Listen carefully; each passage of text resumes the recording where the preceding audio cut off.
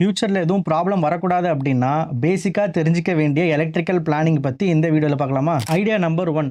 நம்ம ஸ்விட்ச் பாக்ஸ பிளான் பண்ணும்போது, அதுக்கான கான்டியூட்ஸ வந்து ஜங்ஷனுக்கு கொண்டு போகும்போது, எய்தர் வெர்டிகலாவோ இல்ல ஹாரிசான்டலாவோ பிளான் பண்ணணும். தயவு செஞ்சு டயகனலா பிளான் பண்ணிடாதீங்க. அது ஃபியூச்சர்ல நீங்க ஆக்சிடென்டலா ட்ரில்லிங் பண்ணும்போது, அது பெரிய ப்ராப்ளம்ல கொண்டு போய் விட்டுரும். Idea number 2.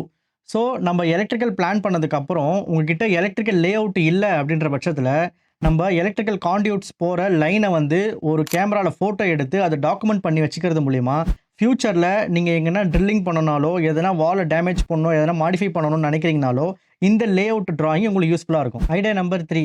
பஞ்சஸ் ஆஃப் வயர்ஸ வந்து மினிமலா கான்டியூட்ஸ் கேப்ல உள்ள நுழைச்சு இத வெளிய கொண்டு வரணும்னு ட்ரை பண்ணாதீங்க. அது என்ன ஆகும்னு பார்த்தீங்கன்னா, ஹீட் ஜெனரேட் பண்ணிட்டு உங்களுக்கு அந்த வயரே தீஞ்சு போறதுக்கான வாய்ப்பு அமைஞ்சிரும். ஸோ அதனால ஒரு எலக்ட்ரிக்கல் இன்ஜினியர் அட்வைஸோட எவ்வளோ கான்டியூட்ஸ்க்கு எவ்வளோ ஒயர் போகணும் அப்படின்ற மெத்தடாலஜிஸை கால்குலேட் பண்ணி யூஸ் பண்ணுங்க. இந்த மாதிரி குட்டி குட்டி ஐடியாஸ் தெரிஞ்சுக்கணும்னு நினைக்கிறீங்க அப்படின்னா டிவைன் கன்ஸ்ட்ரக்ஷனை ஃபாலோ பண்ணிக்கோங்க.